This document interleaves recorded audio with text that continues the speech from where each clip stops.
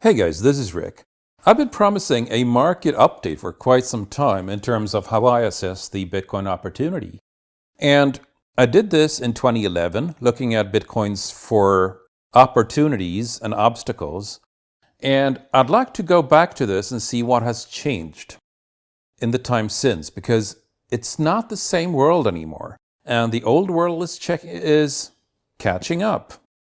So let's take a look at how the SWOT has changed since.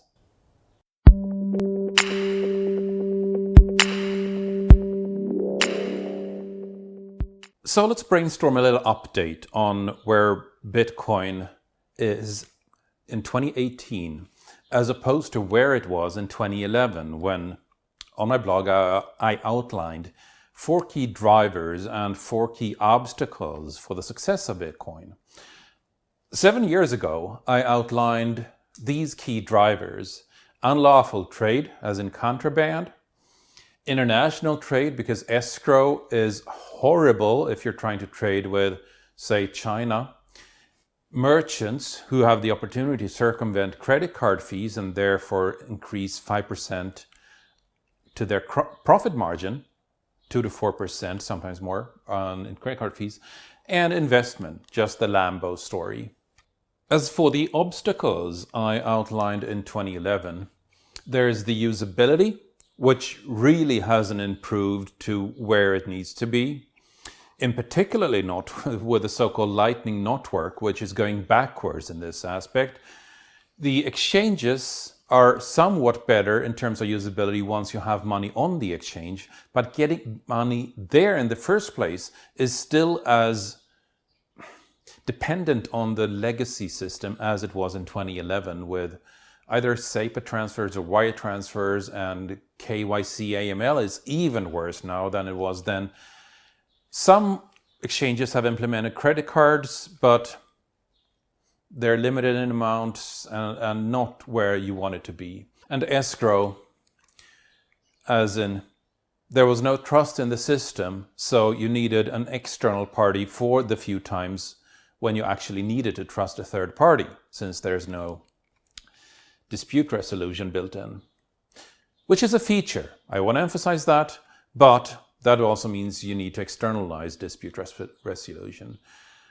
Notably, I didn't identify scalability as an obstacle in 2011 because I thought, of course, this is just going to be a trivial increase of the block size once the need arises. I did not foresee that this development happening the way it did. And I'm coming back to that. Anyway, let's take a look at these strengths that I identified in 2011. Unlawful trade. Contraband. This has been Bitcoin's sort of Achilles heel in the PR debate. Not necessarily as a matter of fact, because somebody comes to you and say, how does it feel to be the champion of a currency that's only used for drugs and narcotics and weapons and child pornography? Well, I usually say, they don't really use Bitcoin for that. Because A, they use the US dollar for that, and B, nobody uses that as an argument against the existence of the US dollar, and C, people would be morons to use Bitcoin for contraband, since it's far more traceable than simple bags full of US dollars in cash. International trade. This hasn't materialized much. It needs far more infrastructure, far more usability, far more liquidity, underlying liquidity. Merchants. Well, there was adoption for merchants for Bitcoin, and then this scalability morass happened, and now there's negative adoption on the BTC fork of Bitcoin, at least. There's some adoption on the BCH fork. We'll see where this goes. And investment. Well, the Lambo narrative is just not interesting.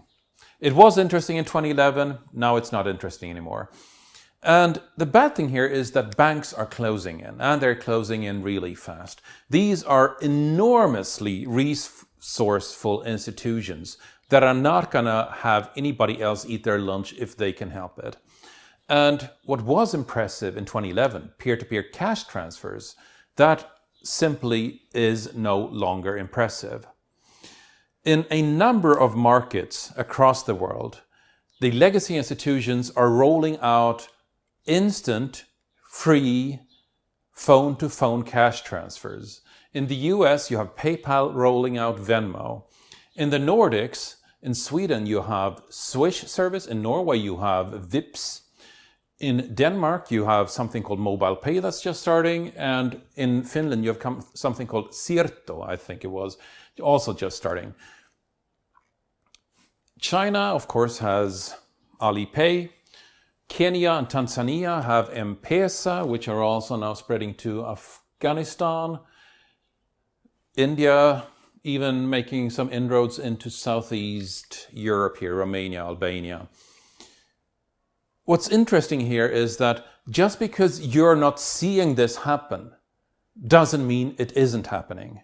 If you're not seeing this happening, I'm sorry to say, but that's because you're in a second-tier market that will just be steam-rolled over by the big giants once they have perfected their offering in the markets where this already exists. And make no mistake about it, penetration is sky high among everyday people. In Sweden, Swish, and in Norway, Vipps is ubiquitous. You can hear people on the streets swishing money to each other. They have not heard about Bitcoin. Bitcoin has nothing to offer them because this problem has already been solved.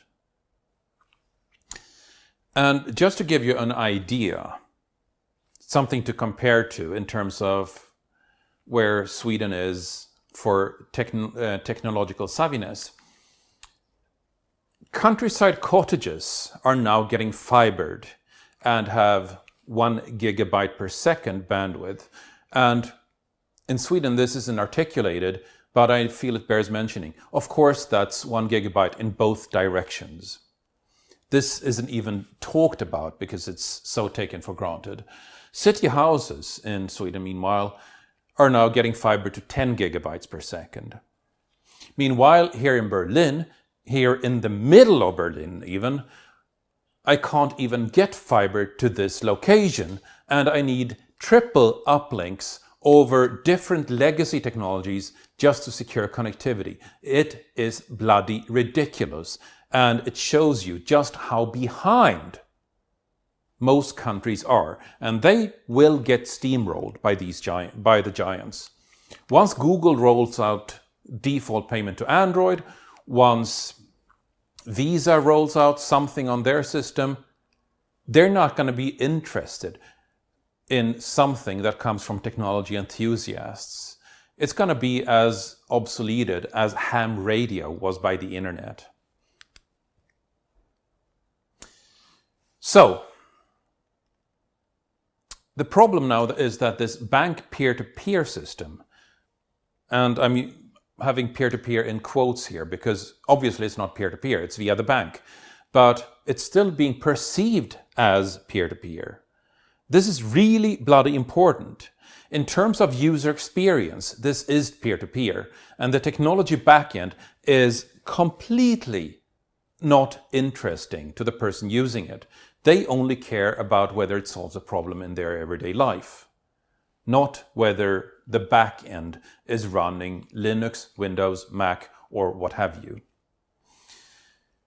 And this so-called peer-to-peer system is being expanded to merchants. It used to be just phone-to-phone, now it's also phone-to-merchant. It was free for phone-to-phone. For phone-to-merchant, it's a fixed fee of 15 cents. This is what we have to compete with. It's no longer the credit card fees of 2 to 4% straight off the top. It's a fixed, very low fee in the below 20 cent range. That's a completely different ballgame. The landscape has changed dramatically. And just because this isn't in Germany yet, doesn't mean you can roll out something else and be happy with it. You need to stay ahead of this. We need to stay ahead of this. So merchants can already circumvent this credit card fee. This leads us to the SWOT. Let's take a look at what strengths, weaknesses, opportunities, and threats we had and have for the Bitcoin ecosystem. The strengths used to be the wow factor when you were transferring cash phone to phone. That's gone. Forget about that. We don't have that strength anymore. We used to be able to do instant frictionless payments. Forget about that. That's now the minimum bar. The competition has raised the minimum bar, so if you don't have this, you're not even in the game anymore. No banks. Well, that's still a strength, assuming you have something against banks. I will get back to one particular instance where this is actually a big strength, but it might not be where you think it is. And sound money. Well, if there is a major crash of a country's currency, then yeah, this might be a safe haven, but there are plenty of other safe havens. Somebody in Mexico who sees the Mexican peso plummet will not have Bitcoin as their first thought. They'll have the US dollar as their first thought. Likewise, the Venezuelan bolivar is plummeting, and yeah, some people are going to Bitcoin, but it's not the first thing on people's minds. Which brings us to weaknesses. Cryptocurrency has a roller coaster value. Somebody going in when it's valued at $20,000 per coin on the BTC fork is going to be crushed when their savings is now at 1/3 of the value it was. Usability. Like I said, in particular with the Lightning network, this has just gone the wrong way. There is some progress. There is Handcash, for instance, a project that looks really, really promising for point of sales. There is some other things going on to take this to the point where it can start gaining mass market adoption. And it's important to realize that a new technology, a really disruptive technology, will take 10 years from its first usage until somebody hits the usability point where it can start crossing from early adoption to early mainstream. This point is at about 12.5% of market penetration. For cryptocurrency, we haven't even hit going out of the innovator phase yet, which happens at 2.5% penetration. There's about 70 million people who have tried cryptocurrency in the world. That gives us 1% market penetration at this time. And that's not even halfway through the innovator phase, which is usually given as the first 2.5% of market penetration. We have a long way to go before hitting that chasm, and it usually takes 10 years, which means that the service that crosses this chasm has not been launched yet. Exchanges, yeah, they're a choke point, they're horrible to get money into, it takes days to start using them, you don't have a wow factor. You certainly can't have an elevator pitch showing this off. And the adoption is still miserable. There's the whole chicken and egg problem around adoption, and it's made even worse by the fact that you need to convert to a different currency. While this can be a strength in terms of turmoil, in times of not turmoil, then this is a weakness. Opportunities. We had, or thought we had, an opportunity of contraband. Now we know that Bitcoin is traceable, far more traceable than cash. This is not our thing. There are privacy-focused coins. Bitcoin is not one of them.